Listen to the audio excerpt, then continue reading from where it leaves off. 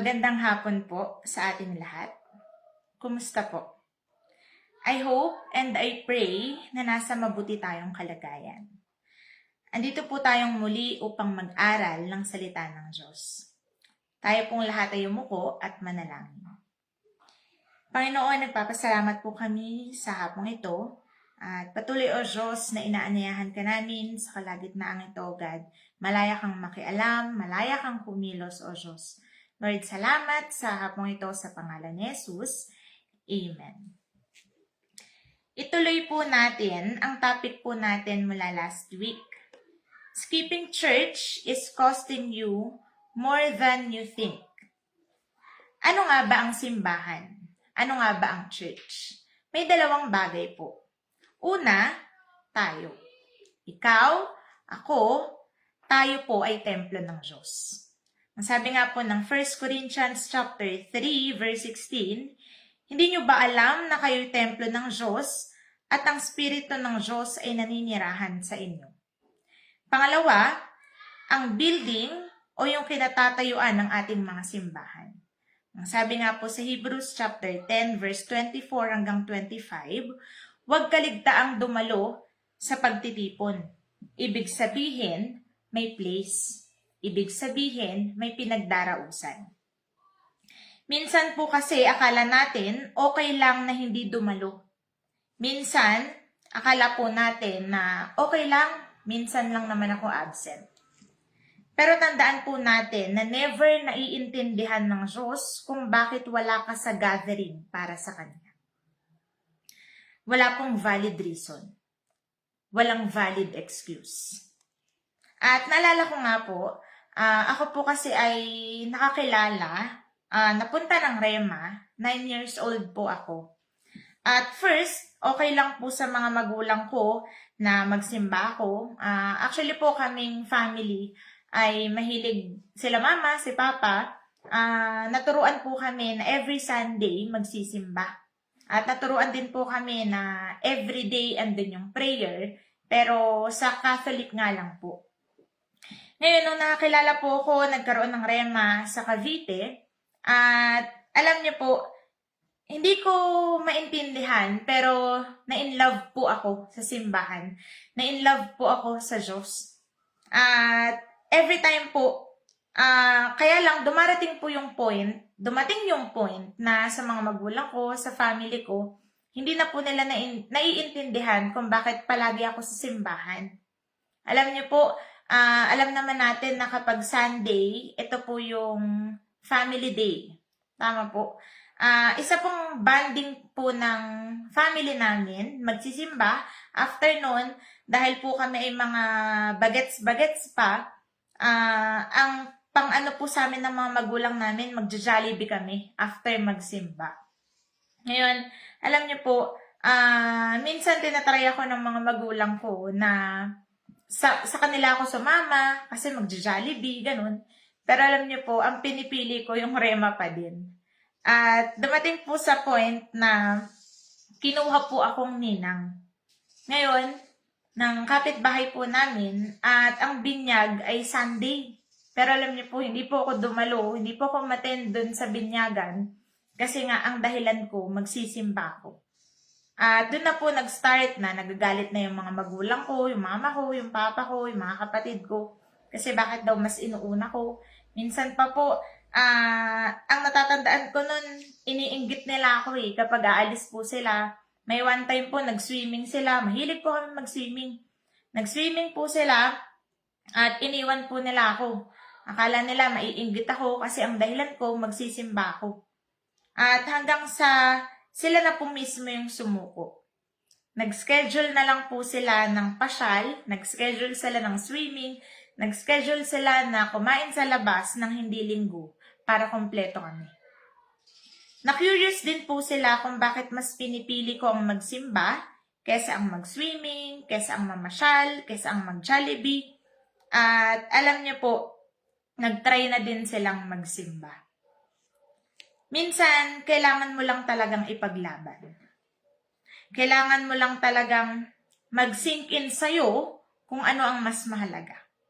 At hindi mo namamalayan, may malaking impact na to sa mga taong nakapaligid sa'yo.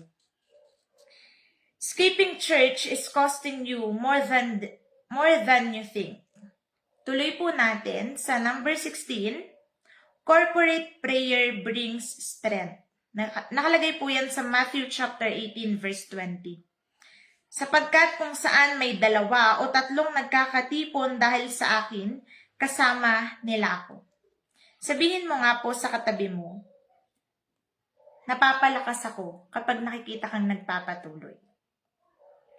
Dito sa verse na to, ina-assure tayo ng Diyos na kasama natin siya. Dapat po, andun yung unity. Hindi ito sa quantity, kundi sa quality of unified. At alam naman po natin na kapag kasama natin ang Diyos, andun ang kalakasan. I-check po natin, baka kaya lagi tayong mahina sa faith, baka kaya lagi tayong nagkukulang, baka kaya lagi tayong may sakit, kasi nalilimutan po natin katagpuin yung source ng kalakasan po natin. At natitake advantage po natin yung, pwede naman akong next time, pwede namang next Sunday na lang ako dumalo. Pwede namang next Sunday na lang ako magsimba. At number 17, church reminds you of God's truth weekly. Nakalagay po yan sa Colossians chapter 3, verse 16. Itanim ninyong mabuti sa mga puso nyo ang mga aral ni Kristo. Paalalahanan at turuan nyo ang isa't isa ayon sa karunungang kaloob ng Diyos. Umawit kayo ng mga salmo, himno, at iba pang mga awiting espiritual na may pasasalamat sa Diyos sa mga puso ninyo. Ano po ba ang gamot sa sakit ng ulo?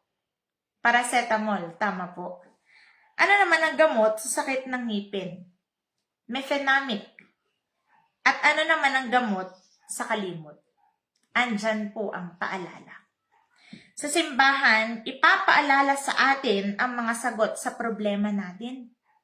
Sa simbahan, ipapaalala sa atin ang kailangan po natin gawin.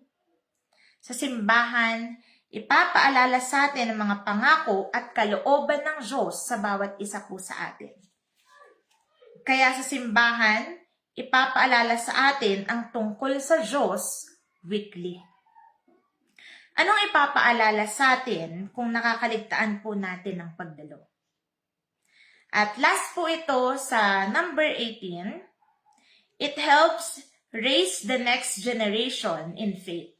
Nakalagay po naman ito sa Deuteronomy chapter 6, verse 6 to 7. Huwag ninyong kalimutan ang mga utos na ito na ibinigay ko sa inyo ngayon. Ituro ninyo ito sa inyong mga anak. Pag-usapan ninyo ito kapag kayo nasa inyong mga bahay, at kapag naglalakad, kapag nakahiga, at kapag babangon kayo. Naalala ko po, meron po kaming tuwing camping po kasi may mga ini-interview po kami ng mga counselors. At alam niyo po, isa sa mga tanong po namin sa kanila, anong counselor ang ipapamana natin sa mga susunod na generation? Ngayon, syempre po, counselor na walang pake o yung counselor na concern sa kanila. Syempre, lahat po sila, ang isasagot po nila ay yung counselor na may concern sa mga counselees nila. Pero alam niyo po, sa gawa po ito makikita. Huwag po nating kalimutan na we lead others by example. Hindi po natin pwedeng sabihin sa iba na magsimba ka kung hindi ka naman nakikita sa simbahan. Hindi rin po natin pwedeng sabihin sa kanila na mag-pray sila kung hindi naman po tayo nakikita sa prayer room. At hindi rin po natin pwedeng sabihin sa kanila na magbasa sila ng Biblia kung wala po tayong alam sa salita niya. Ilas ko na lang po dito sa isang kwento.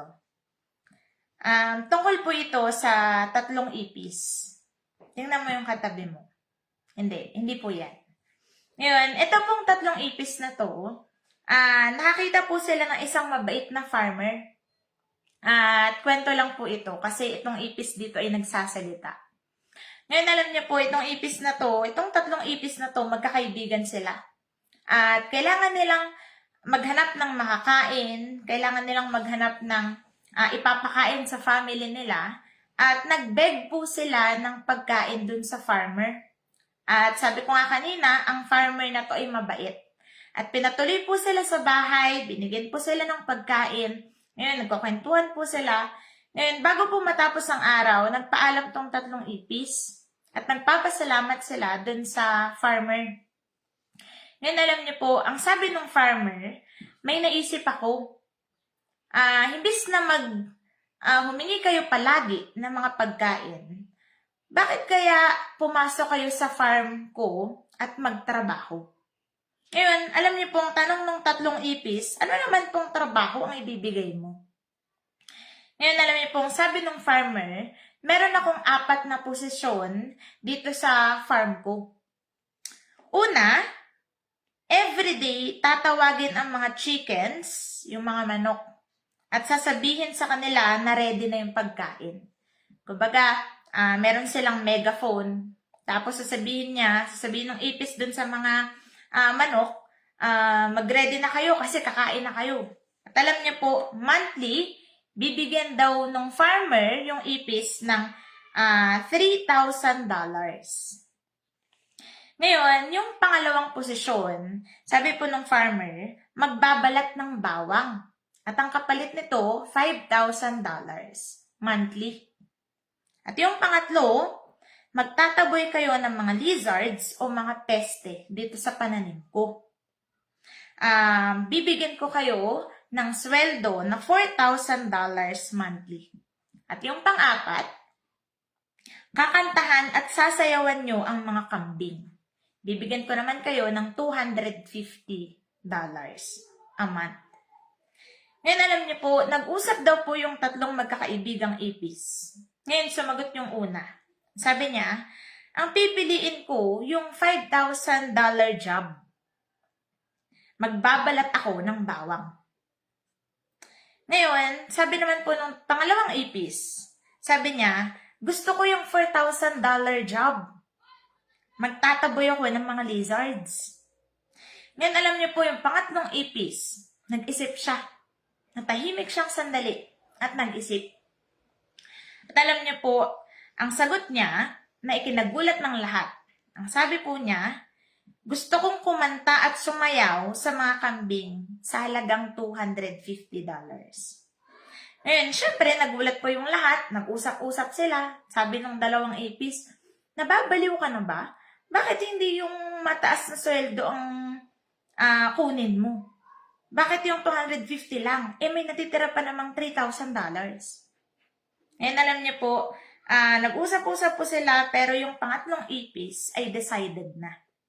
Ngayon, umuwi po sila. Kinabukasan, nag-ready po sila para sa day 1 ng trabaho nila. Pumunta po sila sa farm at hindi pa po natatapos yung araw. Namatay yung una at yung pangalawang ipis doon sa trabaho. Alam niyo po, na-curious yung farmer at tinawag niya yung pangatlong ipis at tinanong niya, bakit pinili mo yung pinakamababang sahod? Ngayon, yung ipis po, nagbuntong hininga siya. At sabi niya, huminga siya ng malalim, sa kanya sinagot yung tanong. Ang sabi ng pangatlong ipis, una, paborito ng mga manok ang ipis. Bakit ko pipiliin yung trabahong maglalapit sa akin sa kapahamakan? Yung pangalawa po, sabi ng ipis, yung amoy ng bawang ay agad ikamamatay ng ipis. Bakit ko pipiliin yung ikamamatay ko? At sabi pa niya, yung pangatlo, yung mga lizards, ang gusto nilang snack ay ipis. Bakit ko pipiliin ang ikapapahama ko? Ang sabi pa niya, hindi po ako nakatingin sa sweldo, kundi kung saan ako mas makakabuti at magiging safe. Ano pong lesson ng kwento na to? Sabi po dyan, be careful what you accept in this world. Ngayon, marami pong mawawala sa atin. Marami pong magiging kulang sa atin kung tinitake lang po natin lightly ang buhay Kristiyano po natin. Binigyan po tayo ng Diyos ng mga paalala at ng mga dapat natin gawin. Hindi nagbibiro ang Diyos sa pagpili sa iyo. Hindi nagbibiro ang Diyos sa pagkatawag sa iyo. Take it seriously. Nawa po ay may natutunan po tayo sa hapong ito. Sige po, manalangin po tayo.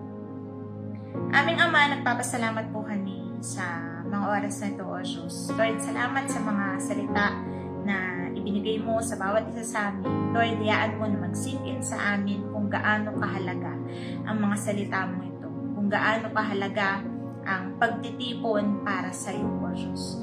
Lord, salamat sa mga oras na ito, sa iyong kapurihan sa pangalan ni Jesus. Amen. Salamat po sa inyong lahat. God bless you.